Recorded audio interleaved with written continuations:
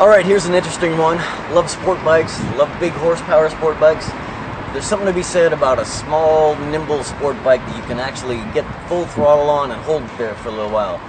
Here's KTM's version of that, meets European A2 licensing, which apparently it's got the best power to weight ratio in the class. It's pushing the limits of the A2 license. And so we're going to go for a ride around Modena here in Italy, and then later to a racetrack. And I'm anxious to see how fun this is on the street and on the track. I'm going to bet on the tight track we're going to, this nimble little motorcycle is going to be a blast, and I can't wait to introduce it to some American riders. I think a lot of people are going to have some fun riding a smaller sport bike rather than being intimidated by a big one.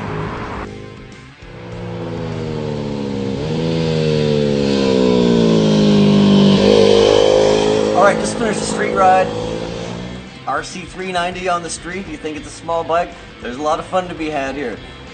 Saw 103 miles an hour on the freeway, and there was more to go.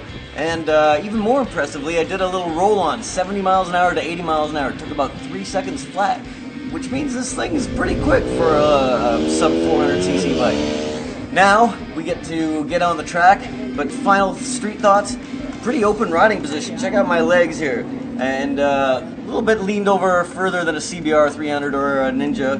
Really compliant suspension for the street. I wish the seat was a little bit more compliant though. A little bit hard on the butt.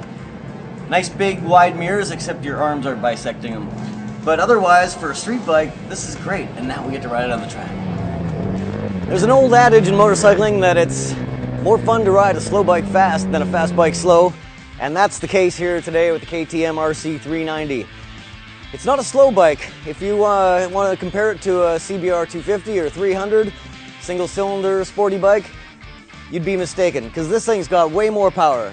Over 100 miles an hour we saw earlier today, and on the track on the front straight I'm creeping into 100 miles an hour.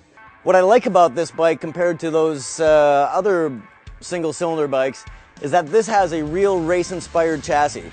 It's got quite a lot of leg room, so that means the pegs are mounted a bit low, so after about 2 laps, I was decking the pegs in every corner, but that's almost a way to prevent yourself from crashing, because you just lean it over until the pegs drag, and then you stop. The bi-brave front brakes on this RC390, they didn't feel so great on the street, but surprisingly, here on the track, they work quite well. There's no evidence of any kind of fade, and you can grab a mittful and be pretty confident that you're going to be slowing down in time. It's got ABS. So that keeps you a little bit safe, especially if the track's sturdy, and you can switch it off if that's how you prefer. So the big question about the RC390, how much is it going to cost?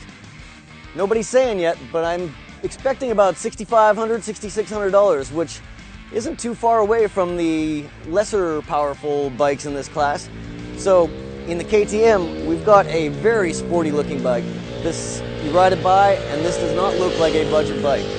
So my experience here in Italy, I'm really thrilled to ride this bike, and I can't wait to get it on home circuit and feel what it's like against its rivals.